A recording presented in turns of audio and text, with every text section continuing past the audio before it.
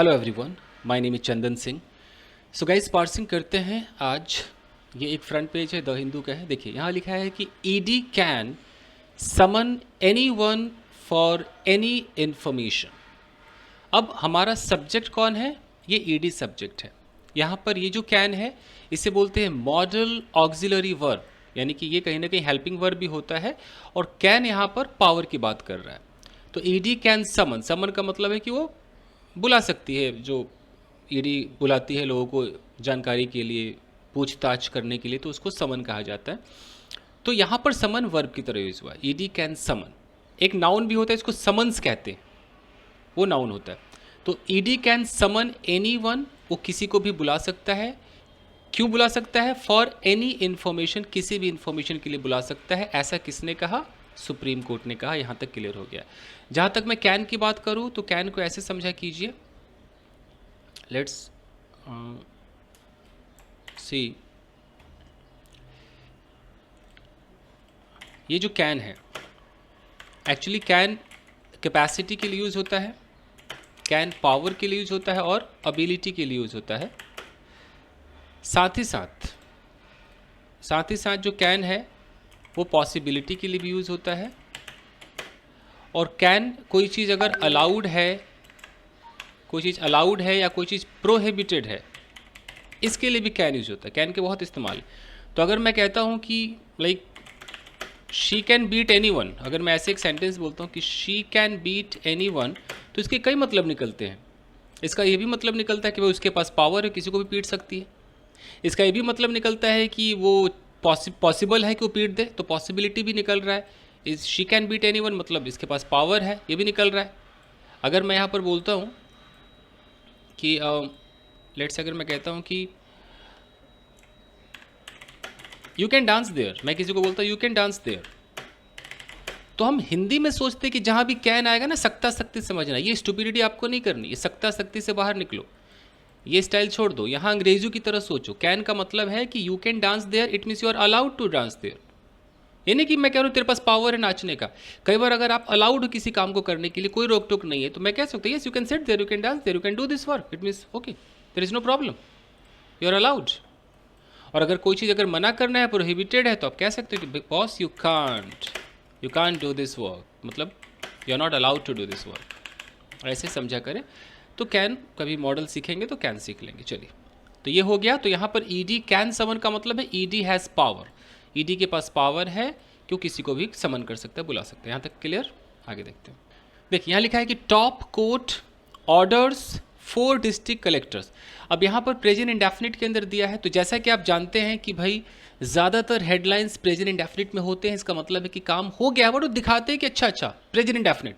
हमें लगता है आइला top court orders, top court का मतलब सुप्रीम कोर्ट, तो सुप्रीम कोर्ट ऑर्डर देती है।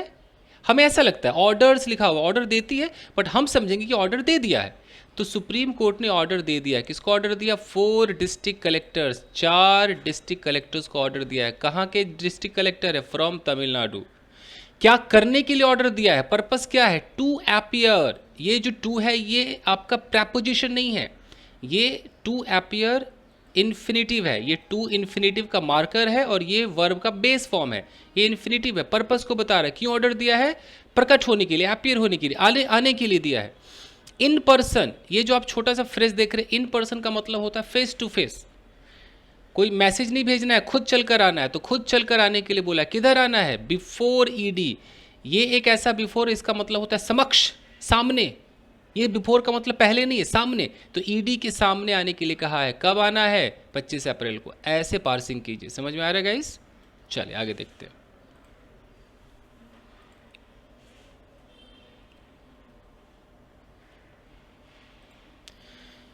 यहाँ लिखा है कि the supreme court on Tuesday endorsed the sweeping powers of the enforcement directorate ED. पहले कॉमा पे रुकते हैं। तो हमारा इसमें सब्जेक्ट कौन है? The supreme court. ये हमारा सब्जेक्ट हो गया। ये बीच में दे दिया है ऑन ट्यूसडे, यानी कि मंगलवार को ऐसा कहा सुप्रीम कोर्ट ने। अच्छा, सुप्रीम कोर्ट ने मतलब जो भी किया, क्या किया वो वर्ब बताएगा। तो वर्ब क्या है कि एंडोर्स्ड, ये हमारा वर्ब है। तो पास्ट इंडेफिनिट है, ये सेकेंड फॉर्म है। एंडोर्स का मतलब होता है समर्थन करना, तो सुप्रीम कोर्ट ने ये समर्थन किया, किस चीज़ को समर्थन किया, किस चीज़ को सपोर्ट किया, द स्वीपिंग पावर्स। अब स्वीपिंग पावर किसके, एनफोर्समेंट डायरेक्टरेट के, ईडी के पास जो पावर्स है, पावर को स्वीपिंग पावर कहते हैं, अब उनका होगा कोई टेक्निकल वर्ड। तो ईडी का जो स्वीपिंग पावर है, यानी कि ईडी की जितने भी पावर होंगे उसको सुप्रीम कोर्ट ने फुल एंडोर्स किया, समर्थन किया। यहाँ तक तो एकदम क्लियर है, तो टेंस हो गया।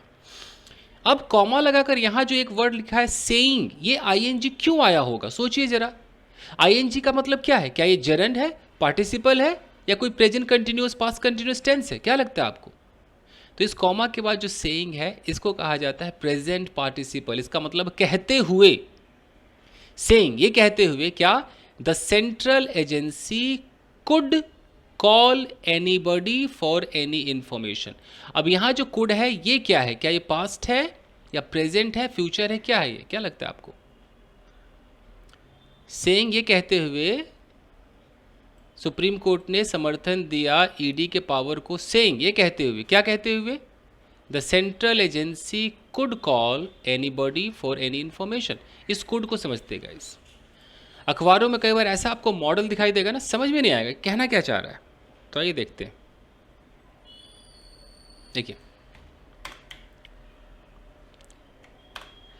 जब कभी कुड आ जाए तो पहले तो जो दिमाग में गलतफहमी बैठी है उसको हटा दीजिए। दिमाग में क्या गलतफहमी है, सबके दिमाग में कि अच्छा कैन का पास्ट कुड होता है, ये दिमाग में बैठा हुआ है। ठीक है, एक पॉइंट पे होता है, हमेशा नहीं होता है, एक जगह होता है, एक जगह होता है, लेकिन बाकी जगह तो नहीं होता ना, बाकी जगह नहीं होता है। तो फिर ये लकीर का फ़कीर मत बनिए। मैं कहता हूँ कि कुड का यूज़ प्रेजेंट से लेकर फ्यूचर तक भी होता है। क्या कर लेंगे आप, होता है तो होता है, मना कर देंगे, नहीं कर सकते ना। जैसे अगर मैं कहता हूँ कि this job could रूइन your life, मैंने ऐसा बोला, क्या ये पास्ट है? जी नहीं। मैं क्या कहना चाह रहा हूँ, ये जो जॉब है ना ये आपकी लाइफ को बर्बाद कर देगी, कर सकती है। जो भी आप हिंदी सोचो, अंग्रेज़ों को ना देगी से लेना देना है ना सख्ती से लेना देना है, अंग्रेज़ों को लेना देना है कि चांस। इस जॉब के अंदर ये पॉसिबिलिटी है कि ये जॉब क्या करेगा, लाइफ को बर्बाद कर देगा। भाई फ्यूचर की बात हो रही, तो ये फ्यूचर है, दिस इज फ्यूचर, फ्यूचर बर्बाद करेगा। मैं बोलूँ कि अभी के अभी बर्बाद कर देगा तो प्रेजेंट हो गया। अगर मैं कहीं पर ऐसा बोलता हूँ, लेट्स से कि अगर कहीं पर मैं कहता हूँ कि this bag could be a bomb, तो इसका मतलब मैं प्रेजेंट में कह रहा हूँ कि भाई इस बैग को मत छुओ, don't touch this bag, it could be a bomb, ये बॉम्ब हो सकता है, इट कुड बी डेंजरस, ये डेंजरस हो सकता है। तो प्रेजेंट की बात हो रही है। तो ये मत सोचा करो कि जब सकता आएगा ना मैं तो क्या नहीं सोचूंगा, ज़रूरी नहीं है। देख लो कुड है, हिंदी पे ना जाओ, भावनाओं पे जाओ, सिचुएशन पर जाओ, तो चांस है। तो यहाँ पर ये बात कही जा रही है कि भाई central agency could call anybody, किसी को भी बुला सकता है, किस लिए, फॉर एनी इन्फॉर्मेशन, किसी भी इंफॉर्मेशन के लिए बुला सकता है। यहाँ तक एकदम क्लियर है। अब आगे देखो, यहाँ पर कह रहा है इवन एज का मतलब होता है at the same time, simultaneous action को दिखाता है कि ये बात कही इवन एज इट कैस्टिगेटेड, और एट द सेम टाइम इसने क्या किया, इट मतलब सुप्रीम कोर्ट, कैस्टिगेट का मतलब होता है बहुत बुराई की, बहुत क्रिटिसाइज किया, बहुत फटकार लगाई। किसको फटकार लगाई, 4 तमिलनाडु डिस्ट्रिक्ट कलेक्टर्स को फटकार लगाई। क्लियर यहाँ तक। अब यहाँ पर फॉर लगा हुआ है, for failing to appear in person. ये फॉर के बाद आईएनजी किस चीज़ को दिखा रहा है बताइए। आइए आपकी कुछ और गलत फहमियाँ दूर करता हूँ। वीडियो को लाइक करना मत भूलिएगा। आइए देखिए गैस, अभी बहुत सारे स्टूडेंट्स क्या करते हैं, उनके दिमाग में ये तो बैठा हुआ है कि अच्छा फॉर के बाद ना वर्ब में आईएनजी लगेगा, तो क्या बोलते हैं, ऐसे बोलते हैं I am going to market for buying vegetables. हो सकता है आप में से कुछ लोग बोलते हो, बहुत खुश हो जाते हो, वाह वाह वाह मैंने तीर मार लिया। तीर नहीं मारा, खुद को ही मार लिया। फॉर बाइंग वेजिटेबल्स, आपने जो बोला है अंग्रेजी सही है, सिचुएशन गलत है, तो मैं इसको रॉन्ग मानता हूँ। और मैं ही नहीं, ये रॉन्ग ही है। क्यों रॉन्ग है, कि अगर आप कुछ करने जा रहे हैं, कुछ करने जा रहे हैं, अभी किया नहीं है, जा रहे हैं, अभी किया नहीं है, तब इन्फिनेटिव का यूज़ कीजिए, इन्फिनेटिव का यूज़ कीजिए। तो अगर मैं कहता हूँ कि भाई मैं मार्केट जा रहा हूँ सब्जी खरीदने के लिए, तो I am going to market, अब मैं यहाँ पर फॉर बाइंग नहीं, टू बाय लगाऊंगा, टू बाई वेजिटेबल्स, अब जाकर हुआ ये करेक्ट। अब कोई बोलेगा तो क्या फॉर बाइंग गलत है? जी नहीं, गलत नहीं है, बट जिस समय आपने यूज़ किया उस समय गलत था, वो सिचुएशन गलत था। सिचुएशन देता हूँ आपको। अब मैं आपको बोलता हूँ कंप्लीटेड एक्शन। कंप्लीटेड एक्शन का मतलब क्या होता है? जो काम हो गया है। इन्फिनिटिव में काम होना बाकी है, यहाँ काम हो गया है, हो गया है। जैसे कि मान लीजिए कि किसी ने आपकी मदद की, किसी ने आपकी हेल्प की, तो हेल्प की मतलब हेल्प करना डन हो गया ना, कंप्लीटेड एक्शन है कि नहीं है? कंप्लीटेड एक्शन है। अब आप बोलोगे हेल्प करने के लिए शुक्रिया, तो आप क्या बोलोगे? थैंक्स फॉर, सोचो, थैंक्स फॉर हेल्पिंग मी। अब आया ना फॉर के बगल में आईएनजी, अब समझ में आ रहा है? इस सिचुएशन में यूज़ करना है। मैं कहता हूँ यार, मान लो कि एक सोनू नाम का लड़का है और मैं कहता हूँ Sonu molested a girl, molested a girl. Sonu ने एक लड़की को भाई छेड़ दिया, मोलेस्ट कर दिया। तो सोनू ने लड़की को छेड़ा, ये काम हो गया। अब इस काम के लिए सोनू को अरेस्ट किया गया है, तो मैं क्या बोलूँगा? Sonu has been arrested. Arrested for what? For what? For molesting a girl. ये है फॉर में वर्ब में आईएनजी, फॉर प्लस वर्ब का आईएनजी यहाँ लगाना होता है। आप सब्जी खरीदने के लिए लगा रहे हो, अरे रुक जाओ भाई, सब्जी खरीदने जाना है, इन्फिनेटिव लेकर जाओ, जेब में टू रखिए, बाई लगाइए। अब बताइए, अगर मैं कहता हूँ कि मान लो कि मैंने अपने बेटे को डांटा और कारण क्या था कि उसने मेरे नए कीबोर्ड को छू दिया, तो मैं क्या बोलूँ कि आई स्कॉल्डेड, हालांकि मैंने ऐसा नहीं किया, आई स्कॉल्डेड माई सन, मैं बस एग्जाम्पल दे रहा हूँ, I scolded my son for touching my new keyboard. तो अब समझ में आ रहा है कि अच्छा, फॉर टचिंग द कीबोर्ड, तो कीबोर्ड टच करना बाकी है कि कंप्लीटेड है? कर दिया, उसने कर दिया, इसलिए मैंने डांटा। कंप्लीटेड एक्शन को दिखाता है, समझ गए? उसके बाद अब आईएनजी कहाँ लगाते हो? कोई भी चीज़ किसी खास मकसद के लिए बना है, मकसद के लिए बना है, तब उसके मकसद को बताने के लिए फॉर प्लस वर्ब आईएनजी का यूज़ करते हैं। कैसे? आपके किचन के अंदर मान लो कि एक चाकू है और उस चाकू का मकसद है कि लेट्स से कि उस चाकू का काम है मीट को काटना, ठीक है, मटन को काटना, चिकन को काटना, वो उस मकसद के लिए बना है, यू नो। एक चाकू का है कि भाई ये चाकू सिर्फ साग को काटेगा, एक चाकू है भाई ये चाकू आलू को काटेगा, तो उसका मकसद अलग अलग है। तो वहाँ पर जब आप उसका मकसद बताओगे तो वर्ब में आईएनजी लगाओगे, बोलोगे दिस नाइफ इज़, फिर बोलोगे फॉर, लेट्स से आपने कहा कि प्याज को चॉप करने के लिए, तो this knife is for chopping onions. तो यहाँ पर आप ये आईएनजी लगा रहे हो फॉर चॉपिंग, तो इसका मतलब है कि आप उस नाइफ का मकसद बता रहे हो। इस नाइफ का मकसद क्या है? अनियन चॉप करना है। Okay, getting the point? तो ऐसे और भी सोच लो, this grinder is for grinding whatever, कोई भी नाम ले लो, ग्राइंडिंग रेड चिलीज, कि भैया इसका मकसद है रेड चिली को ग्राइंड करना, व्हाटएवर। आपने बोला कि भाई this bed is not for working, ये काम करने के लिए नहीं है, इट इज़ फॉर स्लीपिंग। तो सबका मकसद बताने के लिए भी आईएनजी लगता है, दो जगह आईएनजी लगते हैं। क्लियर हो गया? अब आगे बढ़ते गए, टाइम वेस्ट नहीं करते, चलिए। क्या क्या बेसिक आपको पता चल गया? तो यहाँ है कि फॉर फेलिंग टू अपीयर, तो क्यों भाई, क्यों कैस्टिगेट किया, क्यों उसको फटकार लगाई? फेल होने के लिए। तो फेल होना बाकी है कि फेल हो गया था?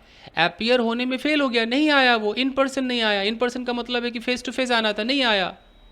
इसलिए यहाँ लिखा है in response to a summons. अब यहाँ समन्स लिखा हुआ है, ये समन्स एक्चुअली ए नाउन है, और ये समन्स मतलब एस लगा हुआ नाउन होता है ये, ठीक है। तो फिर से देख लीजिए क्या बात कही जा रही है कि सुप्रीम कोर्ट ने डांटा है, फटकार लगाई है तमिलनाडु के 4 डिस्ट्रिक्ट कलेक्टर्स को, क्योंकि वो फेल हो गए थे इन पर्सन आने में in response to a summons, यानी कि जब उनको बुलावा भेजा गया था तो उस बुलावे के प्रतिक्रिया में उनको आना था, समन के रिस्पॉन्स में आना था, जिसमें वो फेल हो गए, ठीक है। इशूड, अब यहाँ समन्स के बाद लिखा हुआ है issued to them by the anti money laundering body. अब देखो समन्स के बगल में इशूड क्या कर रहा है, ये थर्ड फॉर्म क्या कर रहा है, इसको बोलते हैं पास्ट पार्टिसिपल। जो नया बच्चा है देख लीजिए भाई, पास्ट पार्टिसिपल। अगर मैं कहता हूं कि let's say I could not read the book sent by Rohan, अगर मैं ऐसे बोलता हूँ तो मैंने इस बुक के बगल में अचानक जो सेंट बाय लगाया है, इसका मकसद क्या है, इसको बोलते हैं फ्रेज। ये क्या है, फ्रेज है। और फ्रेज में चूंकि ये फ्रेज है, सेंट बाय खाली लिखा हुआ है, तो हम ये काम किसका कर रहा है, बुक के बारे में बता रहा है, तो ये हमारा एडजेक्टिव का काम कर रहा है। तो ये चूंकि थर्ड फॉर्म है तो इसको पास्ट पार्टिसिपल कहेंगे, पास्ट पार्टिसिपल फ्रेज काम कर रहा है एडजेक्टिव का। मैं चाहूँ तो इसे क्लॉज के रूप में भी कह सकता हूँ, ये मैं रोज ही सिखाता हूँ आप लोगों को। जैसे मैं कह सकता हूँ कि यहाँ विच लगा दिया, बोला which was sent by Rohan. अब ये पूरा का पूरा क्लॉज हो गया, तो ये क्लॉज हो गया तब भी ये एडजेक्टिव है, और सेंट बाय रोहन है तभी फ्रेज है, तब भी ये एडजेक्टिव है। तो फ्रेज बोलो तब भी बुक के बारे में बता रहा है, क्लॉज बोलो तब भी बुक के बारे में बता रहा है। तो हम जब कोई बिजनेस इंग्लिश जो होता है, जो हाई फाई इंग्लिश होती है, उसके अंदर फ्रेज क्लॉज प्रेपोजिशनल फ्रेज, फलाना फ्रेज, दुनिया भर के फ्रेजेस क्लॉजेज में ही काम होता है, याद रखिए, ठीक है। चलिए अब आइए, ज़्यादा टाइम वेस्ट नहीं करेंगे, ख़त्म कर रहे हैं इसको। यहाँ लिखा हुआ है कि the Tamil Nadu government and the collectors informed a bench, ठीक है। अब आपको जवाब मिल जाएगा। इस बेंच के बगल में हेडेड बाय देख लो, headed by justice Bela M Trivedi, बस यहाँ तक देख लो। तो जो हेडेड बाय से लेकर यहाँ तक जो आप देख रहे हो ना बॉस, इसी को बोलते हैं पास्ट पार्टिसिपल फ्रेज। ये इस बेंच के बारे में बता रहा है कि तमिलनाडु गवर्नमेंट और collectors and the collectors, government और कलेक्टर्स जो है उसने इन्फॉर्म किया एक बेंच को। कौन से बेंच को, headed by justice Bela M Trivedi, जिसका नेतृत्व इनके द्वारा किया गया था। अब उन्होंने जो इन्फॉर्म किया, क्या इन्फॉर्म किया, that they had written to the ED, उन्होंने ईडी को लिखा था। इन्फॉर्म्ड व्हाट, अच्छा यहाँ पर ध्यान दीजिए कि Tamil Nadu government and collectors informed a bench, bench को इन्फॉर्म किया, बट क्या इन्फॉर्म किया, तो इन्फॉर्म किया दैट, यहाँ दैट लगा हुआ है, तो दैट से ये भी एक क्लॉज बनाता है, इसको नाउन क्लॉज बोलते हैं कि दैट यह कि दे हैड रिटन, उन्होंने पहले ही लिख दिया था, टू द ईडी को। फिर यहाँ पर लिखा है एक्सप्रेसिंग देयर इनएबिलिटी, ये एक्सप्रेसिंग, यहाँ आईएनजी क्यों लगा होगा, क्या लगता है, इसको बोलते हैं प्रेजेंट पार्टिसिपल। एक्सप्रेस करते हुए, क्या एक्सप्रेस करते हुए, देयर इनएबिलिटी, अपने इनएबिलिटी को, मतलब कि वो अभी एबल नहीं है, असक्षम है, इनएबिलिटी को एक्सप्रेस करते हुए। किस चीज़ का इनएबिलिटी है, to appear in person appear नहीं हो सकते। As the Lok Sabha election in Tamil Nadu was due, कि लोकसभा इलेक्शन जो तमिलनाडु में है वो ड्यू है, यहाँ वॉज लिखा है बट मैं है बोल रहा हूँ, बताऊंगा क्यों। ऑन अप्रैल, 19 अप्रैल को होगा, एंड दे नीडेड, उन्हें ज़रूरत है, यहाँ नीडेड लिखा है बट मैं कह रहा हूँ ज़रूरत है, क्यों है मैं बता रहा हूँ, नीडेड मोर टाइम, उन्हें और समय चाहिए, क्यों चाहिए, टू कलेक्ट, ये इन्फिनिटिव है, collect what, the information. Information के बगल में यहाँ लिखा है सॉर्ट बाय, अभी मैंने आपको एग्जांपल दिया कि आपका हेडेड बाय, आपका रिटन बाय, आपका sent by, sort by, past participle है। सीक का मतलब होता है मांगना, तो सॉर्ट है कि वो इन्फॉर्मेशन जो मांगा गया था सेंट्रल एजेंसी के द्वारा अबाउट सैंड माइनिंग साइट्स, जितने भी जो बालू वाले की जो माइनिंग के साइट्स है उनके डिस्ट्रिक्ट में, उनके बारे में। तो देखो क्या कुछ आपको सीखने को मिलता है। अब मैं बताता हूँ कि यहाँ पर नीडेड क्यों है, यहाँ वॉज क्यों है। देखिए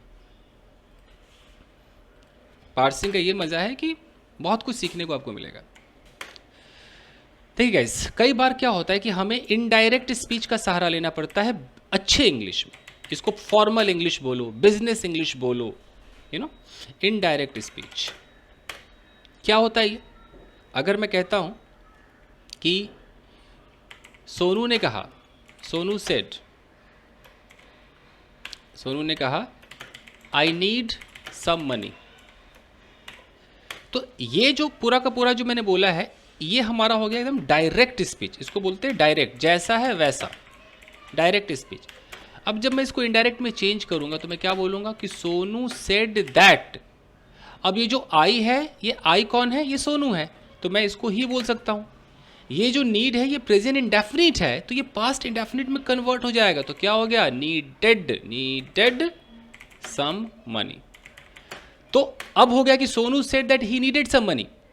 अच्छा, इस वक्त में इसकी हिंदी क्या कर रहा था कि सोनू ने कहा भाई मुझे ना कुछ पैसे चाहिए, तो पैसे चाहिए, पैसों की ज़रूरत है, प्रेजेंट की बात हो रही है।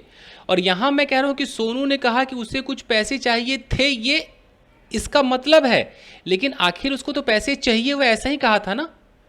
तो मैं चाहूं तो इसको भी प्रेजेंट में ही कह सकता हूं, देखने में पास्ट लग रहा है। सोनू ने कहा यार मुझे ना कुछ पैसों की ज़रूरत है, तो ये ज़रूरत है का ये डायरेक्ट स्टाइल है और ये दूसरा स्टाइल है। दूसरे स्टाइल में पढ़ते समय क्या लगता है कि ही नीडेड सम मनी, उसे कुछ पैसों की ज़रूरत थी, तो ज़रूरी नहीं कि आप थी बोलो, आप नॉर्मल बोलो कि उसे पैसों की ज़रूरत है। जैसे अगर मैं बोलूँ कि यार मोनू ने मुझसे कहा यार मैं बिज़ी हूँ यार, मैं नहीं आ सकता। मान लो मोनू नाम का लड़का है, मैं बोलूँ कि Monu said to me, Monu ने मुझसे कहा यार मैं ना बिज़ी हूँ, आई एम बिज़ी, मैं आ नहीं सकता, I can't come, I can't, या मैं मिल नहीं सकता तुझसे, आई कांट मीट यू। अब ये डायरेक्ट है, सुनने में अच्छा लग रहा है, फीलिंग दिख रही है। इनडायरेक्ट में फीलिंग मर जाती है, इतना प्रोफेशनल हो जाते हैं कि सब खत्म। देखो, तो Monu told me that, Monu ने मुझसे कहा कि, मोनू टोल्ड मी दैट, ये आई कौन है? ये मोनू है, तो ये जो आई एम बिजी है ये क्या हो जाएगा? ही वॉज बिजी, यस और no? Monu told me that he was busy. I can't meet you क्या है? ही कांट का couldn't, he couldn't, he couldn't meet me. तो यहां पर हिंदी क्या थी कि मोनू ने मुझसे कहा यार मैं ना बिजी हूं, तुझसे मिल नहीं सकता। और यहां पे हिंदी क्या हो गई? यार मोनू ने मुझसे कहा कि वो बिजी था, वो मुझसे मिल नहीं सकता था। तो जरूरी नहीं कि आप इसको मिल नहीं सकता था ही बोलो, आप इसको हिंदी वैसे सोचो ना कि मोनू ने कहा कि सॉरी यार मैं बिजी हूं, मैं तुझसे मिल नहीं सकता हूं।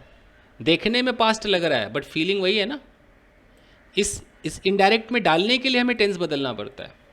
तो इसीलिए जब मैं ये पढ़ रहा था यहाँ पर, तो यहाँ पर अगर लिखा हुआ था कि as the Lok Sabha election in Tamil Nadu was due on April, तो वॉज को मैं इज मान करके चल रहा हूँ कि उसने कहा कि ड्यू था, मतलब ड्यू है। मैं इसको डायरेक्ट में समझ रहा हूँ आपको समझाने के लिए, गेटिंग द पॉइंट। यहाँ दे नीडेड है कि उन्हें चाहिए था, मतलब उनको चाहिए, ऐसा उन्होंने कहा कि मुझे चाहिए, मुझे ज़रूरत है। बस गाइस, आई होप कि आपकी समझ में आया होगा। आज के लिए इतना ही। वीडियो को लाइक कीजिए, इजाज़त दीजिए मुझे। चलो गाइस, थैंक यू।